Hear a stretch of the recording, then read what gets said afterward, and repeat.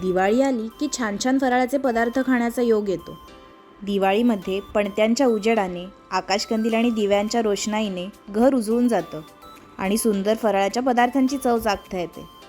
म्हणूनच येत्या दिवाळीसाठी बघणार आहोत फराळातील गुलाबासारखे दिसणारे सुंदर असे चिरोटे कसे बनवायचे ते.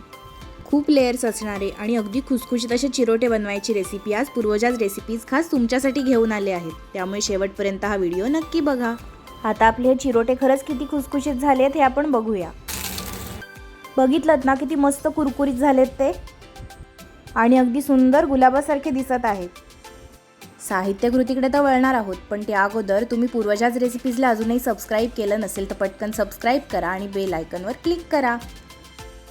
साहित्यामध्ये आपल्याला लागणार आहे मैदा, पिठी साखर, तूप, मीठ, कॉर्नफ्लोअर किंवा तांदळाचं पीठ, गुलाबी रंग, तेल आणि पाणी. या मैद्यामध्ये आपण जे तुपाचं मोहन घालणार आहोत त्यासाठी 1 टेबलस्पून तूप चांगलं कडकडीत गरम करून घ्यायचं आहे.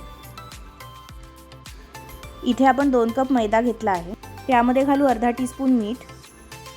गोड पदार्थ बनवताना त्यामध्ये मीठ घातलं की त्याची छान अशी चव येते, त्यामुळे हे मीठ घालायला विसरायचं नाही.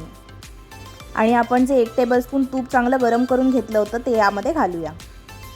हे अशा प्रकारे मोहन आपण यामध्ये घातलं आहे. हे गरम असल्यामुळे सुरुवातीला आपण चमच्याने चांगलं मिक्स करून घ्यायचं आहे. हे मोहनाचं तूप मैद्याला व्यवस्थित प्रकारे लागावं यासाठी आपण असं मिक्स करून घेणार आहोत.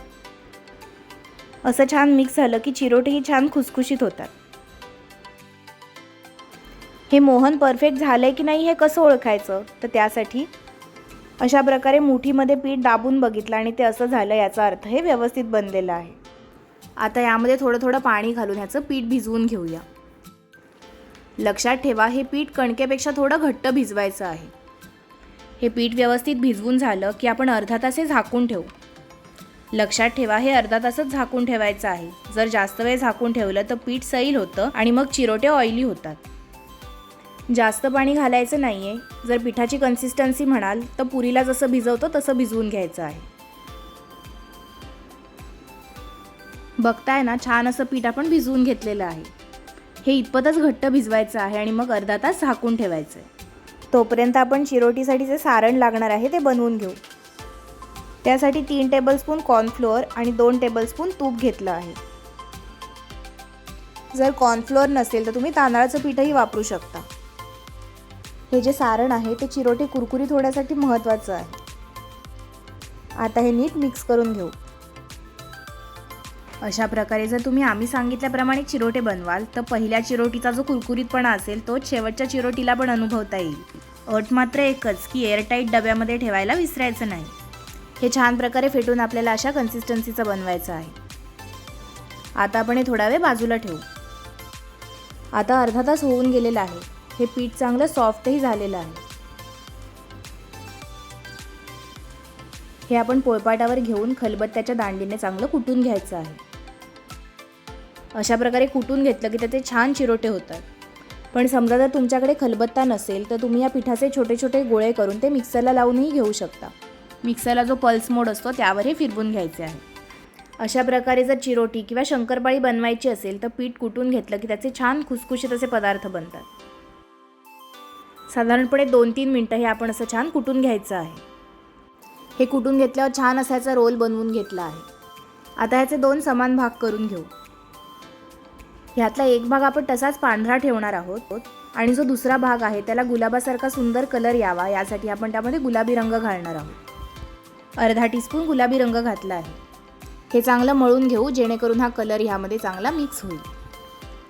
अशा प्रकारे एक पांढरा आणि गुलाबी रंगाचे असे 2 गोळे आपले तयार झालेले आहेत. या गोळ्याचे प्रत्येकी 4 तुकडे करून घ्यायचे आहेत. चिरोटीसाठी आपण 4 लेअर बनवणार आहोत, त्यासाठी याचे हे तुकडे करून घेऊ.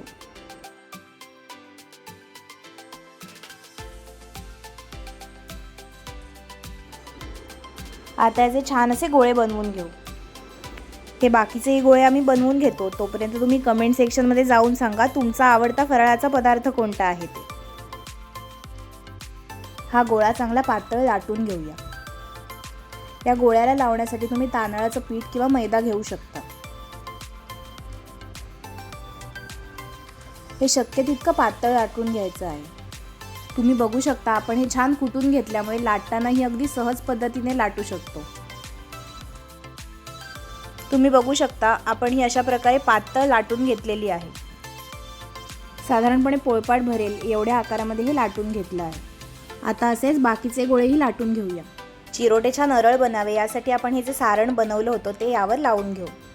लक्षात ठेवा हे सारण खूप जास्तही लावायचं नाहीये, नाहीतर ते एकमेकाला चिकटतील. त्यामुळे बोटाने व्यवस्थित आपण हे असं लावून घेऊया. असे आपण टोटल 4 लेअर करणार आहोत. जर तुमच्याकडे गुलाबी रंग नसेल तर तुम्ही पांढऱ्या कलरच्याही या चिरोट्या बनवू शकता, पण अशा प्रकारे कलर वापरला की छान कलरफुल दिसतात आणि त्यामुळे लहान मुलंही आवडीने खातात. आता आपण ह्यावर हे दुसरं पातं घालूया जे गुलाबी रंगाचं आहे. हे लाटलेलं पीठ काढलं की थोडं आकसल्यासारखं होतं, त्यामुळे पोळपाटावर घेतल्यावर पुन्हा एकदा थोडंसं लाटून घ्यायचं आहे. ह्यालाही सर्व बाजूनी सारण छान लावून घेऊ.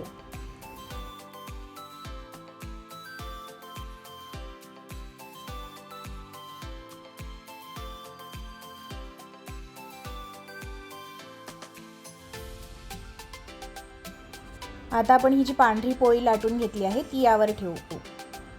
एक पांढरी आणि एक गुलाबी अशी ही पोळी घेतली आहे. मगाशी म्हटल्याप्रमाणे आपण 4 लेअर बनवणार आहोत. लक्षात ठेवा अशा प्रकारे लाटून घेतल्यावर आपण पुन्हा सेम स्टेप रिपीट करणार आहोत.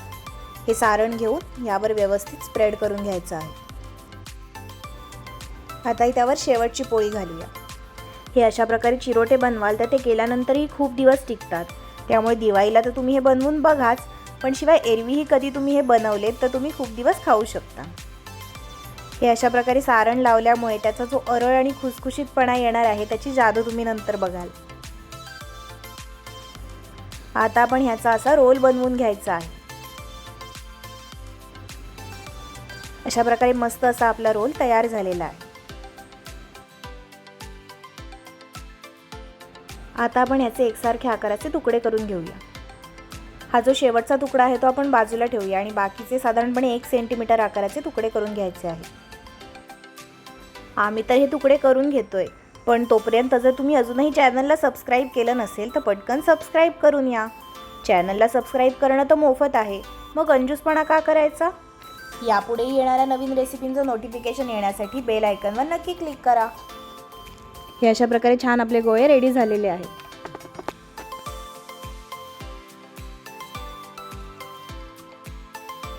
तर लाटून घेताना लक्षात ठेवा अशी ही बाजू आपल्याला वर घ्यायची आहे. हा गोळा असा पोळपाटावर प्रेस करून घेऊ. आता ही लाटतानाची टेक्निक अगदी काळजीपूर्वक बघा. हे असंच लाटून घ्यायचं आहे. एरवी आपण जसं गोल गोल फिरवतो तसं नाही करायचं. ह्याच्या कड्यांवर हलक्या हाताने लाटणं फिरवून घेऊ. तुम्ही बघू शकता आपली चिरोटी छान अशी लाटून तयार आहे. मला पटकन आणखी एक चिरोटी लाटून दाखवतो. जर तुम्हाला टेक्निक समजलं असेल तर तुम्ही थोडं स्किपही करू शकता. आपण हे अशा प्रकारे जेव्हा लाटून घेतो तेव्हा त्याला छान पदर सुटतात. अशी छान पातळ लाटून घ्यायची आहे.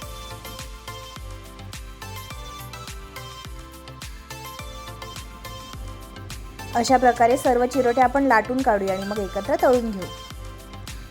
आपण मगाशी जो एक रोल घेतला होता त्याच्यात 13 अशा चिरोट्या बनल्या आहेत. या चिरोट्या आता तळून घेऊया. तेल छान तापलेलं आहे. फ्लेम आपण मीडियमच ठेवली आहे. यामध्ये चिरोटी सोडू. ह्यावर आता झाऱ्याने तेल सोडू. गॅस आपण मीडियम लोच ठेवणार आहोत. अशा प्रकारे तेल सोडलं की चिरोट्याला आपल्या आपणच पदर सुटतात.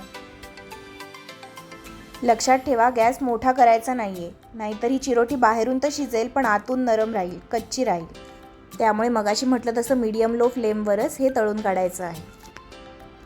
बघताय ना चिरोटीला किती सुंदर पदर आलेले आहेत. लक्षात ठेवा ही चिरोटी चांगली क्रिस्पी होईपर्यंत असं तेल त्यावर सोडत राहायचं आहे. बघताय ना चिरोटीला गुलाबासारख्या छान पाकळ्या दिसत आहेत.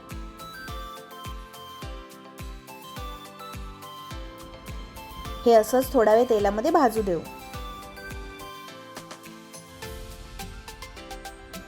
चिरोटी तर रेडी झालेली आहे. ही चांगली निथळून घ्यायची आहे. ह्याचे जे पदर आहेत त्यामध्ये तेल जाऊ शकतं, त्यामुळे व्यवस्थित तेल निथळूनच मग काढायचे आहे. हे अशा प्रकारे तुम्ही सर्व तेल काढू शकता. पटकन आपल्या बाकीच्या चिरोट्याही तळून काढूया. अशा या चिरोट्या सफेद रंगाच्याही चांगल्या दिसतात. नसेल तर तुम्ही तुमच्या आवडीचा दुसरा रंगही यामध्ये वापरू शकता. बघताय ना, तेल असं वरून सोडल्यामुळे किती छान पदर सुटलेत ते.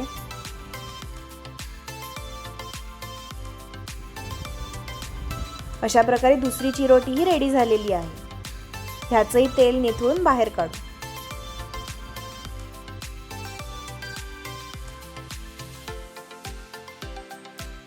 अशा प्रकारे थोड्या चिरोट्या तळून रेडी झालेल्या आहेत. आता या थोड्या थंड झाल्यानंतर त्यावर आपण पिठी साखर घालूया. तुमच्या आवडीनुसार तुम्ही कमी जास्त पिठी साखर घालू शकता. अगदी पूर्ण थंड होऊ द्यायची नाही आहे, थोडीशी कोमट असतानाच त्यावर आपण ही पिठी साखर घातलेली आहे, म्हणजे छान प्रकारे चिरोट्यांना लागेल.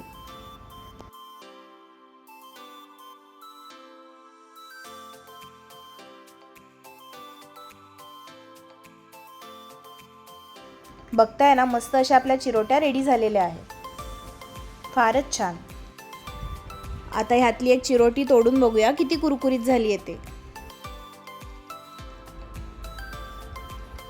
मस्त कुरकुरीत झालेली आहे आणि आपण बघू शकतो मस्त पदरही आलेले आहेत आणि सगळं तेल निथळून काढल्यामुळे अजिबात ऑइली दिसत नाही आहेत. काय मग दिवाळीसाठी ही चिरोटीची रेसिपी ट्राय करून बघाल ना? आणि हो, रेसिपी कशी वाटली ते कमेंटमध्ये आम्हाला नक्की कळवा.